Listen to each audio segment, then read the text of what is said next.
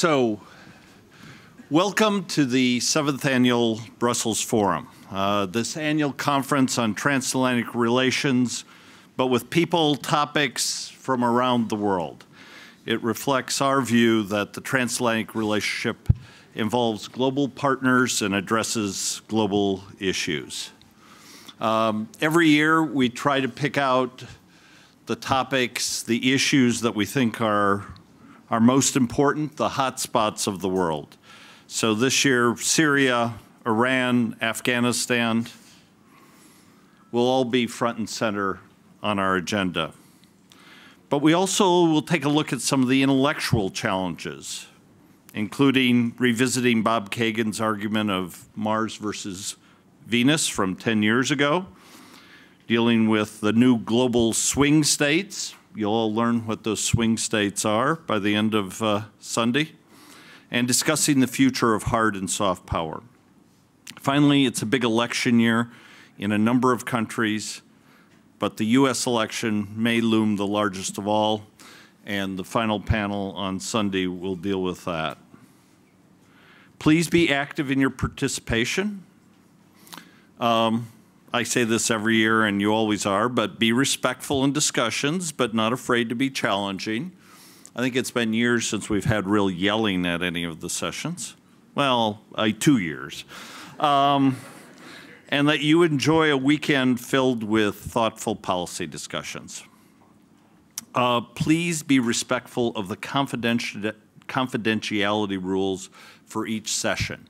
Sessions in this room are almost always completely on the record. Almost all of the other sessions are under Chatham House rules. And for those Twitter addicts among you, we're using the hashtag BF7. Hashtag BF7. You will see some younger faces around the Brussels Forum this year, especially Saturday and Sunday. They're part of the Young Professionals Summit, which will take place Saturday as a side conference to the Brussels Forum, and later join the forum on Sunday. This event is a complicated one to do and an expensive one to do. And we're delighted to be joined by our major partners, Daimler and the federal authorities of Belgium. Both have been with us from the very beginning of the Brussels Forum. We are also very pleased to welcome as additional sponsors BP, the OCP Foundation, and finally, we'd like to recognize the support of the Ministry of Defense of the Republic of Latvia, the European Union delegation to the United States, the European Liberal Forum, the Center for European Studies, BNP Paribas Fortis, NATO, the Republic of Turkey Ministry for EU Affairs, and Intesa Sanpaolo. We are always pleased to begin the Brussels Forum with a statement from a leading politician here in Belgium. And it's my privilege today to introduce Didier Reynders. He's the Deputy Prime Minister and Minister of Foreign Affairs, Foreign Trade and European Affairs for Belgium. We are very proud that this event takes place here in Brussels and that we've had such tremendous support from the Belgian government. Belgium was a founding partner of the Brussels Forum, and we want to thank the minister and his government for continuing that support of the Brussels Forum. So if you could please open this year's Brussels Forum. Thank you.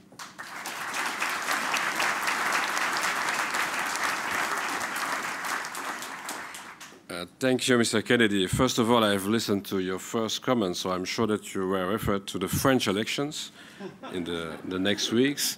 I don't know if there are orders.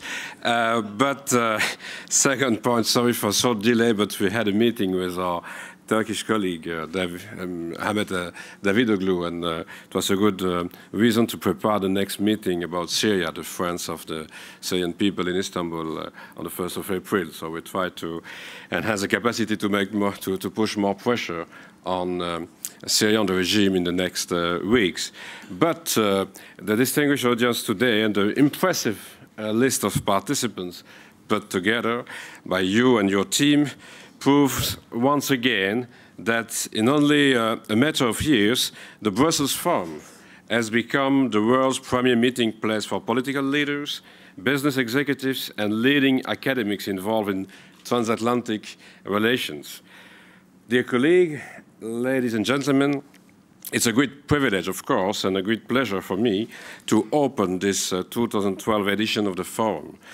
The pleasure is even greater for me that the Euro-American partnership has been an important part of my initial ideological awakening and of my formative political years in the late 70s and early 80s.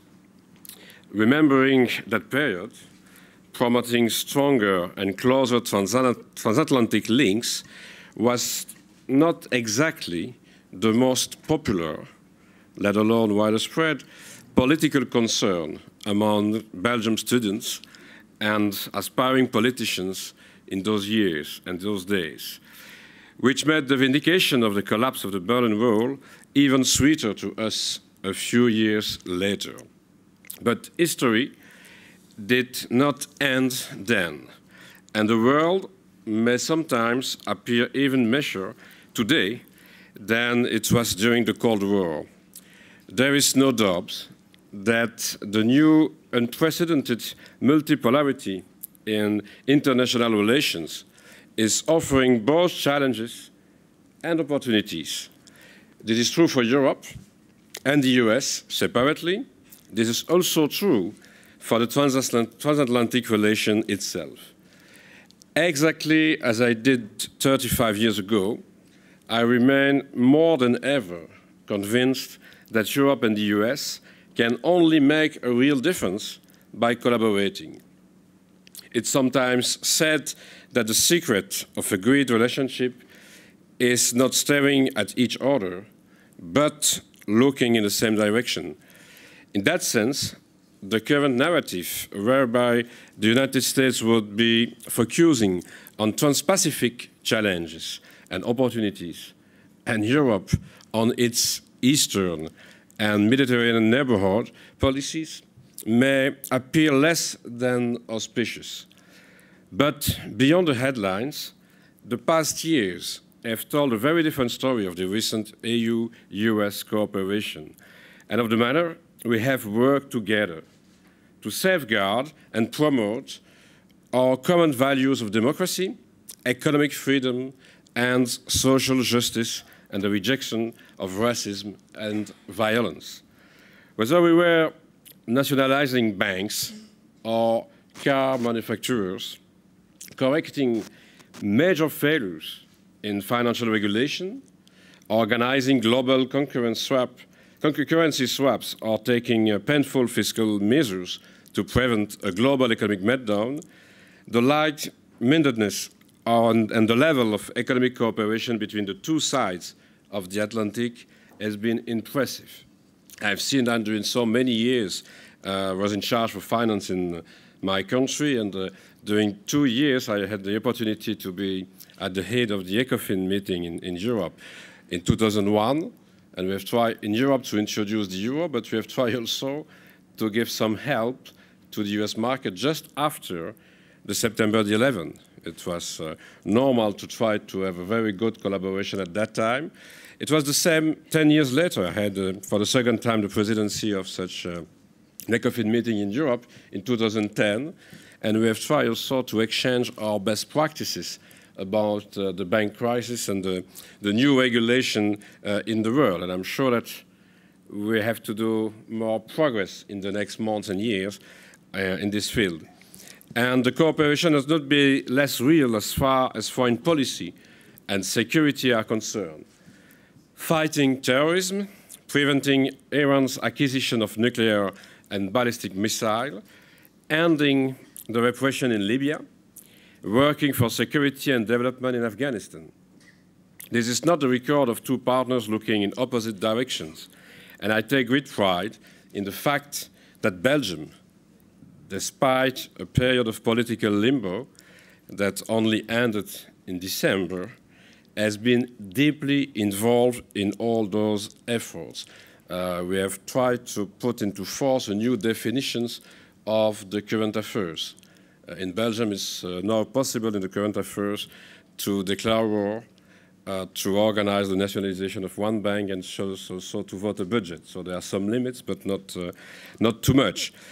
As this has been made possible by America becoming less Hobbesian and Europe less Kantian, by America becoming less maybe Martian and Europe less Venusian. I don't know. I will let the think tankers, and there are a lot of in this room, answer these questions. But whatever the possible shifts in power and ideology, the only question that really matters to me at this juncture is whether the transatlantic relation has become more, not less, relevant in a multipolar world. And my answer is that it has become even more relevant in the last months and years, answering the future of NATO, and it will be the case during the next NATO summit in Chicago in May, preserving Africa from a new scramble for natural resources, preventing the Middle East from slipping into war and chaos, putting in place an international economic, trade and financial framework that can supporting global growth and economic development. Those are challenges where we could make a difference together. The social trauma, the human toll on millions of workers, home buyers, retirees, and on their families is such that it will be impossible to find any silver lining to the recession in the euro area. But I can only agree with Professor Slaughter when she says that it will at least have reminded America of how important Europe is, and maybe not only China. As a frequent visitor to Washington during such a long period of time in finance, I have had countless occasions to witness a simmering complacency concerning the relevance for the European Union in particular and of Europe in general. I'm well aware that Europe's handling of the crisis has not always been admired along Massachusetts Avenue. I have sometimes listened to the same comment, $1 short, an hour late, but having headed the Belgium Treasury Department, I said, for 12 years, and twice shared the ECOFIN Council over the same period of time, I can assure you that I have here also a very different tale to tell than a European Union only able to agree on acronyms. It has not been easy. It has not necessarily been very pretty either. But what European heads of state and government and finance ministers have achieved over the past 2 years has been defying the odds. Needless to say, however, that the Wall Street meltdown and the euro area panics have not necessarily enhanced our respective standings in the world or strengthened our moral or financial capacity to act globally. And it would be funny to look for solace in the economic woes and political struggles that some of the main emerging nations are currently facing. The emergence of new global economic powerhouses has helped lifting millions out of poverty. It also represents an unprecedented opportunity for trade, development, and welfare. But the way the emerging powers will translate their newly acquired economic might into global engagement, cooperation, and shared responsibility against violence and oppressions remains to be seen. So far, the international mobilization against the Assad regime has certainly shown room for improvement, and that account among most BRIC countries. We try, and we will try in the next days and weeks, to put, I said, more pressure, maybe on China, but more than that on Russia, to try to see the same mobilization in all the most important countries against such a regime. Europe itself has yet to deliver on its commitment to become a stronger, more engaged, and more conspicuous actor in international relations, just as the way European finance ministers have helped President Van Rompuy design a new financial and fiscal framework, European foreign ministers need to work together with High Representative Baroness Ashton to give the European External Action Service the political power and, if it's possible, independence in keeping with its mission and its ambitions. Sometimes it's useful to repeat, this was said many years ago by a foreign minister of Belgium, Paul-Henri Spaak, was for the first General Assembly of the United Nations, I'm sure, that we try to give more and more capacity for our High Representative in Europe, but there are maybe in Europe only one category of countries.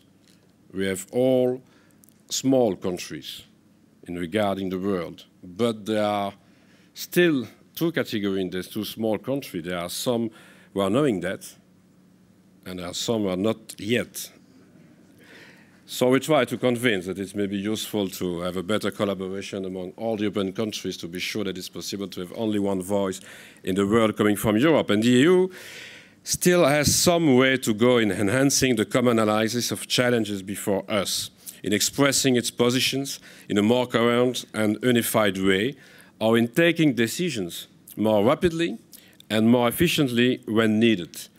Special attention should, of course, remain on the European neighborhood, be it south or east, because this is where the local populations, our own citizens, and our strategic partners expect us to play a significant and constructive role.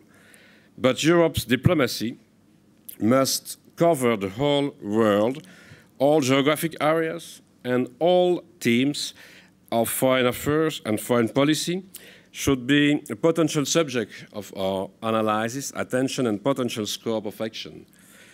This is especially true for the BRICS later census, all the upcoming nations that by the weight of their population, of economic potential, will be the key players in the future. We have to engage them personally, discuss with them the global challenges, explain their core responsibility for the governance of world affairs. Looking back at the opening address by my fellow Belgian ministers at the previous Brussels forums, I noticed a pattern of impressive intellectual reference. Adam Smith and David Ricardo, Fichte and Hegel. But if I may say, comic strips are not an important export commodity for Belgium, and part and parcel of our cultural identity. So I hope you will not find it in any way degrading for this assembly, me quoting from another famous pair of thinkers, namely Calvin and Hobbes. But I found that this description of life by young Calvin was quite relevant for our diplomatic relation. There are summits of happiness and success, flat stretches of boring routine, and valleys of frustration and failure. The past decade has brought its fair share of mutual frustrations in the relationship, and the past few years have witnessed several successes. The flat stretches of boring routine have been somehow missing lately, and I know that some of our diplomats are secretly longing for a few of those. I want just to conclude saying that in the near future we will listen to your comments, to your analysis, to your debates in the next hours, maybe to see if it's possible to use some of your proposals to go further in our collaboration on both sides of the Atlantic Ocean. But I'm sure also that we need at the political level to do more in some different area. And in the next weeks and months, Mr. Kennedy, we will have many discussions. I said about Syria, I'm sure about Iran, and I'm hoping that after the next presidential election in the US, it will be possible to restart some dialogue about, to give an example, the Middle East, and to have maybe new proposals and new solutions on the table. It will be also the case for the situation in Afghanistan after 2014. Before that, I said we need to have maybe first discussion in the NATO summit in Chicago in May. But after all, I want to thank you for your presence today in Brussels. I'm sure that it's very important to exchange views and to try to solve or to make some proposal to solve some problems. And I wish you a very fruitful discussion, not only just after the speech, but maybe during the whole Brussels forum. Thank you very much for your attention and for your presence. Thank you. That was really terrific. So keep your seats. We're going to do a quick set change before the very first group comes up here. A lot of times people ask how we come up with the various topics for these sessions. Sometimes all we do is we watch the evening news and read the front page of the newspapers. So if there's a session on Afghanistan or Syria or whatever, that's a pretty easy pick. But what we also do is we look at interesting articles that have been written that are provocative and push us to think. A few months ago, Ivan Krastev wrote a very tough article, I thought, in American Interest, really questioning in a lot of ways the future of the European project. Many of the issues that the minister addressed today, the capacity of Europe to really be a global actor and a global force. And we decided to build, at least that was the beginning thoughts of a first session today to open up this year's Brussels Forum. And we asked one of our favorite moderators, Philip Stevens, who I think has been at every Brussels Forum now and has always done just a terrific job to lead the